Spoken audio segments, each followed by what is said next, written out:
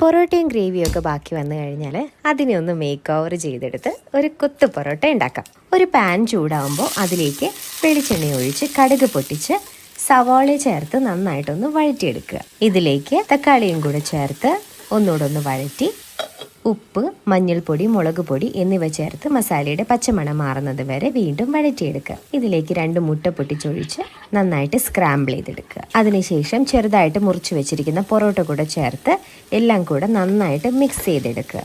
പിന്നീട് ഇതിലേക്ക് ബാക്കി വന്നിരിക്കുന്ന ഗ്രേവി കൂടെ ചേർത്ത് എല്ലാം കൂടെ നന്നായിട്ട് ഇളക്കി യോജിപ്പിച്ച് അടച്ചു വെച്ച് കുറച്ച് നേരം കുക്ക് ചെയ്തെടുക്കുക.